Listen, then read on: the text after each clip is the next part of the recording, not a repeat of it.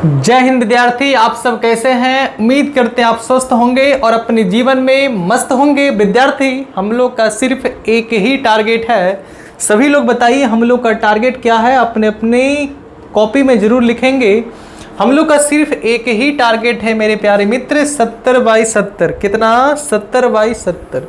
तो सभी लोग कमेंट में लिखें और अपने अपने कॉपी में भी लिखें। इससे फुलफिल करने के लिए आपको पता है कि मेहनत की आवश्यकता काफ़ी ज़्यादा होगी, इसलिए देर ना करते हुए हम लोग वीडियो को स्टार्ट करते हैं, क्योंकि आने वाले समय में ज़बरदस्त वीडियो आने वाले फिजिक्स और केमिस्ट्री में।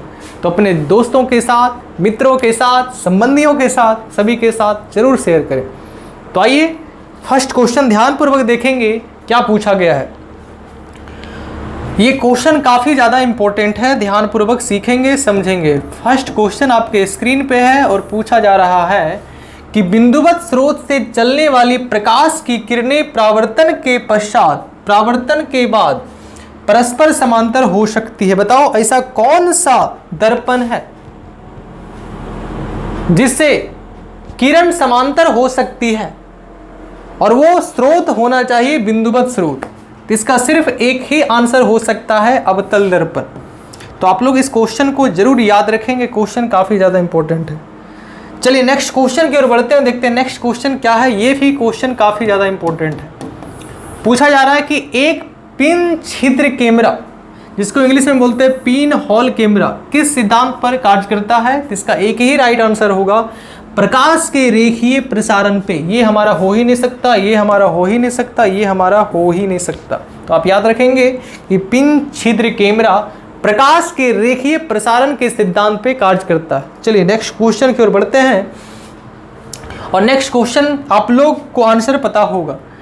एक माध्यम से दूसरे माध्यम में जाने पर प्रकाश की किरण मुड़ जाती है। बताओ यह घटना का नाम क्या है, इस घटना को क्या कहा जाता है, किरण को मुड़ने को क्या कहा जाता है। सिंपल है, व्यतिकरण तो हो ही नहीं सकता है, वर्ण विक्षेपण हो ही नहीं सकता, परावर्तन हो ही नहीं सकता। इसका राइट आंसर होगा अपवर्तन। क्या होगा? अपवर्तन। चलिए नेक्स्ट क्वेश्चन की ओर बढ़ते हैं और देखते हैं नेक्स्ट क्वेश्चन क्या है।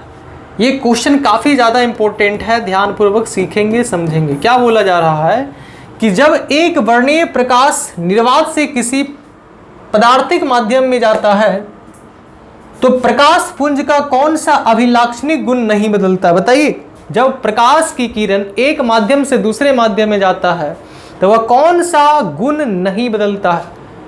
तो आपके पास चार ऑप्शन है। पहला है वेग, दूसरा है तीव्रता, तीसरा है तरंगदैर्घ्य, चौथा है आवृत्ति। आराम से सोचेंगे, लग रहा होगा आपको बहुत भारी क्वेश्चन, काफ़ी ज़्यादा इंपॉर्टेंट है, काफ़ी ज़्यादा हल्का है।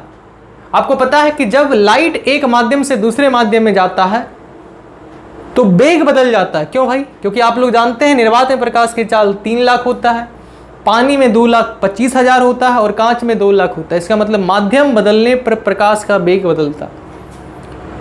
ये तो आपसी का, अर्थात ये तो हो ही नहीं सकता, वेग बदल जाता है। दूसरा ऑप्शन है तरंगदैर्घ्य। क्या तरंगदैर्घ्य भी बदलता है? हाँ बदलता है। आप लोग पढ़े होंगे कि सब रंग का तरंगदैर्घ्य अलग अलग होता है, और आप ये भी पढ़े होंगे लाल का तरंगदैर्घ्य सबसे अधिक होता है और बैगनी का सबसे कम होता है। इसका मतलब तरंगदैर्घ्य भी बदलता है, इसका मतलब ये भी नहीं होगा। तो तीव्रता तो आराम से बदल जाएगा भाई, इंटेंसिटी बदलेगा। इसका सिर्फ एक ही आंसर होगा, आवृत्ति। आवृत्ति कभी भी नहीं बदलता है, लाइट कोई भी माध्यम में चला जाए, आवृत्ति हमेशा सेम रहता है, बदलता नहीं। चलिए नेक्स्ट क्वेश्चन की ओर बढ़ते हैं, और ये क्वेश्चन काफ़ी ज़्यादा इंपॉर्टेंट, या ध्यान से पढ़िएगा क्या बोल रहा है। यदि कांच वायु का क्रांति कोण हो तो वायु के सापेक्ष कांच का अपवर्तनांक बताएं। ये क्रांति कोण के अनुसार आपको वर्तनांक पूछा जा रहा है, और उम्मीद करते हैं आप आराम से बता सकते हैं, आराम से बता सकते हैं। आइए हम लोग इसे नोट में बनाने का प्रयास करते हैं, और नोट में जैसे बनाएंगे आपको पूरा ये क्लियर हो जाएगा। ध्यानपूर्वक सीखेंगे। देखिए क्वेश्चन काफ़ी ज़्यादा इंपॉर्टेंट है। आपको पता है क्रांति कोण की घटना होने के लिए लाइट सघन से कहाँ जाता है? विरल। तो इसको मान लो विरल माध्यम और इसको मान लो सघन, और आपको बोल दिया जा रहा है कि सघन के रूप में कांच लीजिए और विरल के रूप में वायु लीजिए, ये बोला जा रहा है, ठीक है। और लाइट हमारा सघन से जाएगा विरल। चलिए सघन से खींचिए और विरल में भेजिए, लेकिन उससे पहले आपको पता है सघन से विरल में जाएगा तो यहाँ पे अभिलंब देना पड़ेगा। क्यों? क्योंकि आपको पता है कि लाइट जब सघन से विरल में जाता है तो किरण अभिलंब से दूर मुड़ता है, अभिलंब से, ये अभिलंब है, अभिलंब से दूर होते जाता है और एक समय ऐसा आएगा ये किरण इस सतह पे आ जाएगा और ये सतह पे जैसे आएगा आपको पता है ये R होता है और R का मान 90 डिग्री हो जाएगा और जब R का मान 90 डिग्री होगा तो बताओ इसी आपतन कोण को क्रांतिक कोण के नाम से जानते हैं, जिसको हम लोग डिनोट करते हैं IC और ऑप्शन के अनुसार सभी में थीटा दिया हुआ, IC नहीं दिया हुआ, इसीलिए इस क्रांतिक कोण को मान लिए थीटा। अब यहाँ पे थोड़ा स्नेल का नियम लगाइए, आंसर आपको अपने आप मिल जाएगा। स्नेल का नियम लगाएंगे और स्नेल का नियम लगाने से आपको साफ साफ पता चलता है कि स्नेल का नियम होता है साइन I बटे साइन R बराबर होता है नियतांक और इस नियतांक का जो मान होता है वही कहलाएगा अपवर्तनांक। और आपको पता है जिसमें लाइट जाएगा उसको पहले लिखेंगे, गया किस में, वायु में, तो वायु को पहले लिखेंगे, आया किससे, कहाँ से, कांच को बाद में लिखेंगे, कोई दिक्कत नहीं। I का मतलब होता है क्रांतिक कोण और क्रांतिक कोण का मान दिया हुआ है थीटा, थीटा रख दीजिए। R का मान भाई साहब कितना है 90, तो 90 रख दो। यहाँ पे NAD है तो NAD लिख दीजिए, कोई दिक्कत। D के रूप में कांच है तो आप कांच भी लिखिए, यहाँ पे D नहीं लिखें तो अच्छा रहेगा क्योंकि डेंसर के रूप में कांच है तो यहाँ पे कांच लिखें, कोई बात नहीं, लिख दिए। चलिए यहाँ साइन थीटा है हम लोग लिख दिए और साइन 90 का मान होता है 1 बराबर हो गया NAG। और क्वेश्चन में आपसे पूछा जा रहा है कांच का अपवर्तनांक वायु के सापेक्ष, और याद रखेंगे जिसका अपवर्तनांक पूछता है उसको पहले लिखते हैं। तो बताओ यहाँ पहले A लिखा हुआ लेकिन A का अपवर्तनांक नहीं पूछा जा रहा, वो कांच का पूछा जा रहा है, इसलिए G को पहले लिखेंगे और A को लिखेंगे बाद में। तो बताओ इसको जब पलटे हैं तो ये भी पलट जाएगा और ये पलटेगा तो 1 जाएगा ऊपर, साइन थीटा आएगा नीचे तो हो जाएगा 1 बाय साइन थीटा और 1 बाय साइन थीटा को पता है आप क्या लिख सकते हैं, कोसेक थीटा। बताइए आपको ये समझ में आया या नहीं? कितना आराम सा क्वेश्चन है। देखते हैं क्या ऑप्शन में दिया हुआ है या नहीं, ऑप्शन में दिया हुआ है या नहीं दिया हुआ है। चलिए ध्यानपूर्वक सीखेंगे क्या है भाई। हम लोग का जो अपवर्तनांक आया कांच का वायु के सापेक्ष कितना आया 1 बाय साइन थीटा और 1 बाय साइन थीटा को आप कोसेक थीटा भी लिख सकते हैं। बताओ कहीं भी 1 बाय साइन थीटा दिया हुआ है क्या? नहीं दिया हुआ, ये तो हो ही नहीं सकता, ये भी हो ही नहीं सकता है। यहाँ पे 1 बाय साइन स्क्वायर थीटा है, ये भी हो ही नहीं सकता क्योंकि स्क्वायर में नहीं आया, सिर्फ आया 1 बाय साइन थीटा और 1 बाय साइन थीटा को कोसेक थीटा लिख सकते हैं, इसीलिए इसका राइट आंसर हो जाएगा ऑप्शन नंबर बी। कितना आसान सा क्वेश्चन है। चलिए आगे बढ़ते हैं और अगला क्वेश्चन में क्या पूछा गया ध्यानपूर्वक देखेंगे और ये भी क्वेश्चन काफ़ी ज़्यादा इंपॉर्टेंट है। बोल रहा है कि प्रकाश तंतु संचार निम्न में से किस घटना पर आधारित है। इसको इंग्लिश में बोलते हैं ऑप्टिकल फाइबर। क्या बोलते हैं भैया? Optical fibre. अब याद रखेंगे ऑप्टिकल फाइबर हमारा पूर्ण आंतरिक परावर्तन के सिद्धांत पे कार्य करता है। किस पे भाई? पूर्ण आंतरिक परावर्तन के सिद्धांत पे कार्य करता है। आप ये याद रखेंगे ऑप्टिकल फाइबर पूर्ण आंतरिक परावर्तन के सिद्धांत पे कार्य करता है। तो परिकिरणन हो ही नहीं सकता है, व्यतिकरण हो ही नहीं सकता है, परावर्तन हो ही नहीं सकता। इसका राइट आंसर होगा पूर्ण आंतरिक परावर्तन। चलिए नेक्स्ट क्वेश्चन की ओर बढ़ते हैं और नेक्स्ट क्वेश्चन में क्या है, मृग मरीचिका। ये भी क्वेश्चन काफ़ी ज़्यादा इंपॉर्टेंट है। याद रखेंगे मृग मरीचिका को इंग्लिश में मिराज भी पढ़ा जाता है, मिराज। और याद रखिएगा मिराज का भी कारण है पूर्ण आंतरिक परावर्तन। इसका भी राइट आंसर हो जाएगा पूर्ण आंतरिक, क्या हो जाएगा? पूर्ण आंतरिक परावर्तन। पूर्ण आंतरिक परावर्तन क्या हो जाएगा? पूर्ण आंतरिक परावर्तन। इसका भी राइट आंसर हो जाएगा पूर्ण आंतरिक परावर्तन। तो बताइए क्या पूर्ण आंतरिक परावर्तन दिया हुआ है? ये तो हो ही नहीं सकता है, ये हो ही नहीं सकता, ये भी हो ही नहीं सकता है। तो देखो यहाँ पे अपवर्तन और पूर्ण आंतरिक परावर्तन दिया हुआ है। सिर्फ पूर्ण आंतरिक परावर्तन रहता तो उसी को मारते, लेकिन हमारा मजबूरी है इसी को मारना पड़ेगा। अगर अपवर्तन और पूर्ण आंतरिक परावर्तन अलग अलग दिया जाए तो आप पूर्ण आंतरिक परावर्तन मारेंगे, लेकिन साथ में है तो मारना इसी को पड़ेगा, मजबूरी है। चलिए अगला क्वेश्चन की ओर आगे बढ़ते हैं। हीरा का अपवर्तनांक सबको पता है, हीरा का अपवर्तनांक होता है 2.42। ये सभी लोग याद रखेंगे, कल भी इसको हम बताए थे। तो इसका राइट आंसर हो जाएगा ऑप्शन नंबर सी, क्योंकि हीरा का अपवर्तनांक 2.42 होता है। चलिए नेक्स्ट क्वेश्चन की ओर बढ़ते हैं और देखते हैं नेक्स्ट क्वेश्चन क्या है। और याद रखिएगा नेक्स्ट क्वेश्चन बनाने के लिए हम आपको बताना चाहते हैं कि इसको हम लोग इस क्वेश्चन को प्रूव्ड किए हैं, क्योंकि यहाँ पे तो आपको प्रूव्ड तो किया नहीं जाएगा, इसके लिए आप हमारे चैनल पे जाएंगे और हमारे चैनल का नाम सर्च करेंगे यूट्यूब पे, मिथिला रिसर्च सेंटर, और हमारा वीडियो आ जाएगा। मिथिला रिसर्च सेंटर सर्च करेंगे और सर्च करने के बाद हमारा वीडियो आएगा। धीरे आप वीडियो में जाएंगे, मिथिला रिसर्च सेंटर के बाद हमारा चैनल आएगा और आप वीडियो में जाएंगे। वीडियो में एक न्यूमेरिकल का वीडियो डाला हुआ है, आप उस वीडियो को जरूर देख लेंगे। इस चीज़ को हमने प्रूव भी किया है, लेकिन यहाँ पे प्रूव नहीं करेंगे।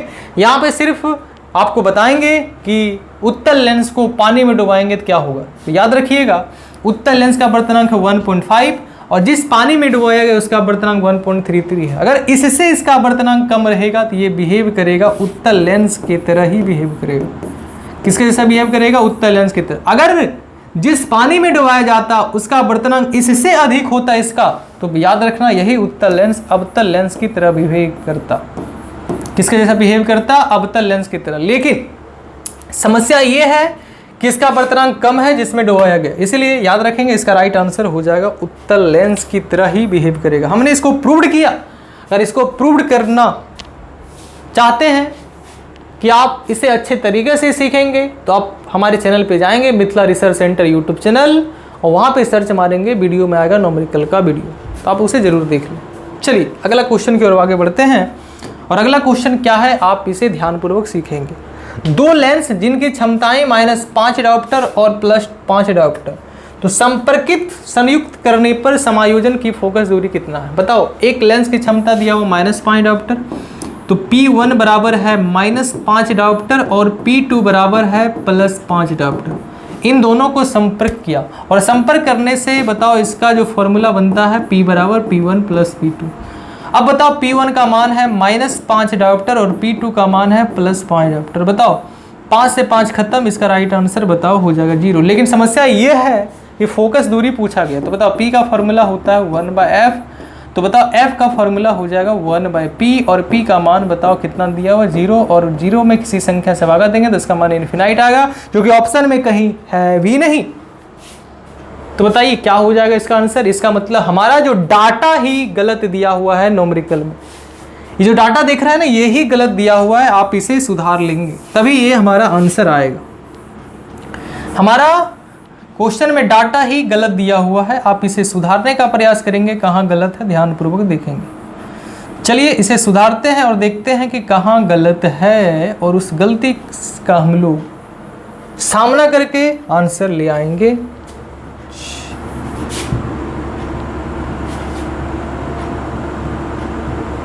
चलिए गलती क्या है, यहाँ पे -15 देना चाहिए। देखिए -15 देगा तो हमारा राइट आंसर आ जाएगा। बताओ P1 का मान कितना दिया हो? -15 डायोप्टर। आप ये बताइए किस लेंस का क्षमता ऋणात्मक होता है? तो आप याद रखेंगे अवतल लेंस। ये क्यों? क्योंकि इसका क्षमता माइनस में दिया हुआ। दूसरा लेंस है जिसका क्षमता दिया हुआ +5 डायोप्टर। अगर क्षमता प्लस में दिया हो है तो इसका मतलब ये किसके साथ बिहेव कर रहा है?